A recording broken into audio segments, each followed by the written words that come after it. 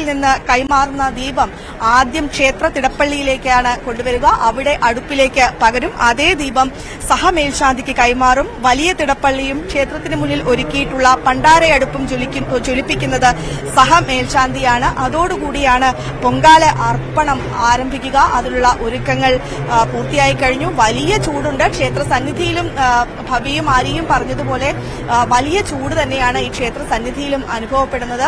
എങ്കിൽ കൂടിയും പന്തൽ ഉൾപ്പെടെയുള്ളവ ഉള്ളതുകൊണ്ട് ചെറിയൊരു ആശ്വാസം ഉണ്ട് എന്ന് പറയാം. എങ്കിലും ഈ ചൂട് വർദ്ധിക്കാനുള്ള ഒരു സാധ്യതയാണുള്ളത്. ഇന്നലെ ഉൾപ്പെടെ 35 ഡിഗ്രി വരെയായിരുന്നു താപനില തിരുവനന്തപുരത്ത് എന്നാണ് പറഞ്ഞത്. ഇന്ന് അത് 3 ഡിഗ്രി കൂടെ ഉയരും എന്നാണ് കേന്ദ്ര കാലാവസ്ഥാ വകുപ്പ് അറിയിക്കുന്നത്. ചൂടിലും ഇപ്പോഴും ഈ പൊങ്കാല നിവേദിക്കാനുള്ള ഒരുക്കങ്ങളുമായി പൊങ്കാല നിവേദിക്കാൻ വേണ്ടി ഭക്തലക്ഷങ്ങളാണ് ദേശങ്ങൾ കടന്ന് ഈ അനന്തപുരിയിലേക്ക് ഒഴുകിയെത്തിയിരിക്കുന്നത്. ഏതായാലും അല്പസമയത്തിനകം തന്നെ പണ്ടാര അടുപ്പിലേക്ക് അഗ്നി പകരും. ഉച്ചയ്ക്ക് 2:30 പൊങ്കാല നൈവേദ്യം. ഈ ക്ഷേത്രത്തിൽ നിന്ന് നിയോഗിച്ചിട്ടുള്ള ശാന്തിക്കാരാണ് നിവേദ്യം നടത്തുക. പിന്നീട് ഒരു പ്രധാനപ്പെട്ട ചടങ്ങ് നടക്കാനുണ്ട്.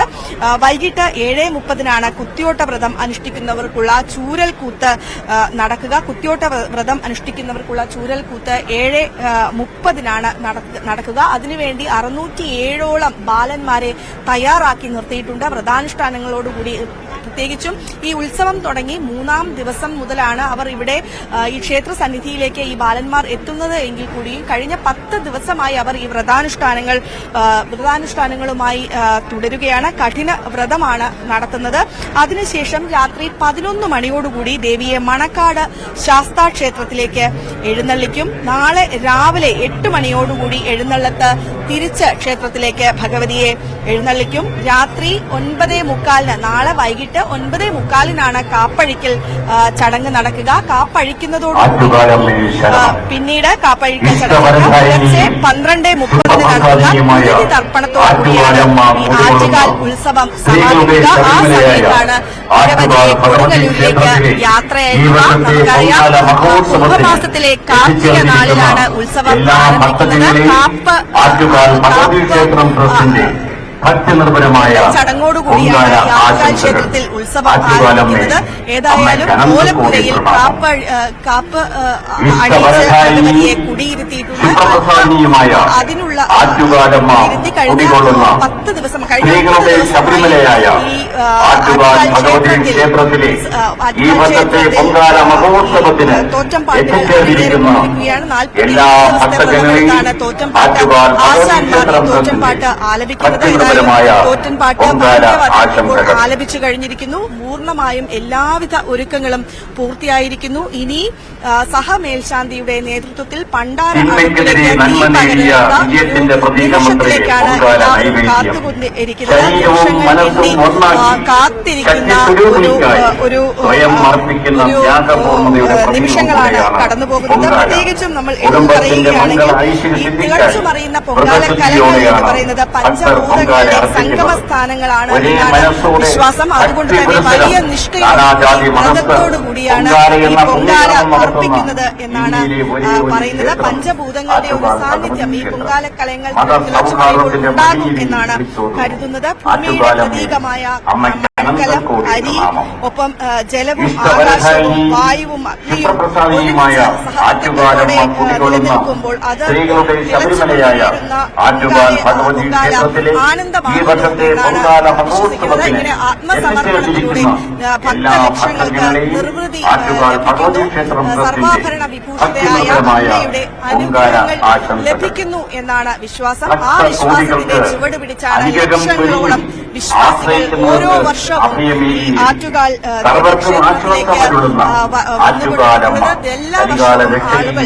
ഭക്തരുടെ എണ്ണത്തിൽ വലിയ വർധന ഉണ്ടാകുന്നു എന്നാണ് ദേവസ്വത്തിന്റെ കണക്കുകൾ പറയുന്നത്. ഇത്തവണ നമ്മളോട് സംസാരിച്ചവരെല്ലാം മേയർ ആണെങ്കിലും MLA ആണെങ്കിലും ആരാണ് സംസാരിക്കുന്നുണ്ടെങ്കിലും എല്ലാവരും ഈ ഭക്തരുടെ എണ്ണത്തിൽ വലിയ വർധനവ് ഇത്തവണ ഉണ്ടായിട്ടുണ്ട് എന്നാണ് പറയുന്നത്. പ്രത്യേകിച്ചും കോവിഡ് നിയന്ത്രണങ്ങളൊന്നും ഇല്ലാത്തത് കൊണ്ട് തന്നെ വലിയ തിരക്ക് ഇതായിട്ടുണ്ട്. തയ്യാറായിട്ടുണ്ട്. അതിനുള്ള ക്രമീകരണങ്ങളെല്ലാം പ്രത്യേകിച്ചും എടുത്തു പറയുകയാണെങ്കിൽ പണ്ട് കാലങ്ങളിൽ എടുത്തു പറഞ്ഞിരുന്ന ഒരു കാര്യം, ഈ ക്ഷേത്ര സന്നിധിയിൽ ക്ഷേത്രത്തോട് അടുത്ത് പൊങ്കാല അർപ്പിക്കുകയാണെങ്കിൽ അതാണ് ഏറ്റവും വിശുദ്ധം എന്നാണ് കരുതി പോന്നിരുന്നത്. പക്ഷേ ആ ഒരു ട്രെൻഡ് സന്നിധിയിൽ അതിനപ്പുറം ജില്ലയിൽ കിടക്കുന്ന തരത്തിലേക്ക് ഈ അനന്തപുരിയുടെ മഹോത്സവം മാറുന്ന ഒരു കാഴ്ചയാണ് ഇത്തവണ കാണാൻ സാധിക്കുന്നത് എന്നാണ് നമുക്ക് മനസ്സിലാക്കാൻ കഴിയുന്നത്. ഏതാണ്ട് ഒരു 20 കിലോമീറ്റർ ചുറ്റളവിൽ വരെ പൊങ്കാല അടുപ്പുകൾ ഇത്തവണ തയ്യാറായിട്ടുള്ള ആളുകൾ നമുക്കറിയാം. ദൂരദേശങ്ങളിൽ നിന്നുള്ളവർ കഴിഞ്ഞ ഏതാനും ദിവസങ്ങളായി തിരുവനന്തപുരത്തേക്ക് അനന്തപുരിയിലേക്ക് ഭക്തരുടെ പ്രത്യേകിച്ചും സ്ത്രീകളുടെ ഒരു ഒഴുക്കാണ്. അഭൂതപൂർവമായ ഒരു ഒഴുക്കാണ്. ഇത്രയധികം സ്ത്രീകൾ ഒരേ ഒരു ഉത്സവത്തിനെത്തുന്ന ഒരേ ഒരു ഉത്സവം എന്ന് പറയുന്നത് ആറ്റുകാൽ മാത്രമായിരിക്കും. ഏതായാലും സ്ത്രീകളുടെ വലിയ ഉത്സവം അത് അതിന്റെ പൂർണ്ണതയിലേക്ക് അതിന്റെ ആരംഭത്തിലേക്ക് എത്തുന്നു. നിമിഷങ്ങൾ മാത്രമേ സമയത്തിനകം ഈ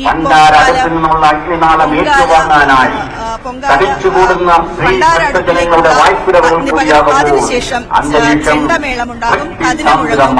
അങ്ങനെ ചെണ്ടമേളവും കതിനമുഴങ്ങുന്നതോടുകൂടിയാണ് ലക്ഷോപലക്ഷം അടുപ്പുകളിലേക്ക് പകരുക. ഏതായാലും ഒരു നഗരം ഒരു യാഗശാലയായി മാറാൻ ഇനി നിമിഷങ്ങൾ മാത്രമേയുള്ളൂ. വലിയ തയ്യാറെടുപ്പുകൾ, ദിവസങ്ങൾ നീണ്ട മാസങ്ങൾ നീണ്ട തയ്യാറെടുപ്പുകൾക്കൊടുവിൽ ആ പൊങ്കാല സമർപ്പണം ആഗതമായിരിക്കുകയാണ്. വലിയ തിരക്കുകളാണ് അനുഭവപ്പെടുന്നത്. അല്പസമയത്തിനകം ഈ പൊങ്കാല സമർപ്പണം ആരംഭിക്കും.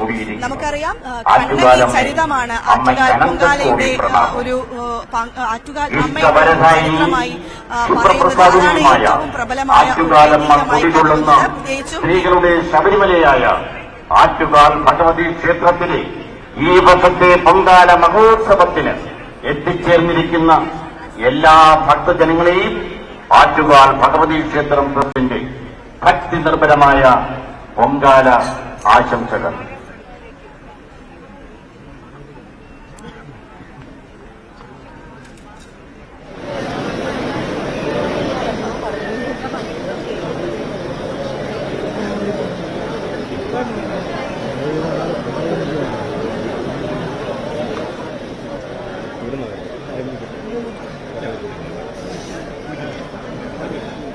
ഇനി നിമിഷങ്ങൾ മാത്രമേ ഉള്ളൂ പണ്ടാര അടുപ്പിലേക്ക് അഗ്നി വരാൻ. 10:30 അടുപ്പുവിട്ട് ചടങ്ങ് നടക്കുക. നമുക്കറിയാം, അതിനുള്ള ക്രമീകരണങ്ങൾ ഒരുക്കങ്ങളെല്ലാം തന്നെ പൂർത്തിയായി കഴിഞ്ഞു. ആദ്യം ദേവിക്ക് നിവേദ്യം നൽകുന്നത് തോറ്റം പാട്ട് ആശാന്മാരാണ്. അവരുടെ അടുപ്പ് ഇവിടെ തയ്യാറായിട്ടുണ്ട്, പണ്ടാര അടുപ്പ് തയ്യാറായിട്ടുണ്ട്. അതിൽ നിന്നുള്ള അഗ്നിയാണ് മറ്റ് അടുപ്പുകളിലേക്ക് പകരുക. ഏതായാലും അല്പസമയത്തിനകം തന്നെ ക്ഷേത്രം ശ്രീകോവിലിൽ നിന്നുള്ള അഗ്നി ശ്രീകോവിലിൽ നിന്നുള്ള അഗ്നി ക്ഷേത്ര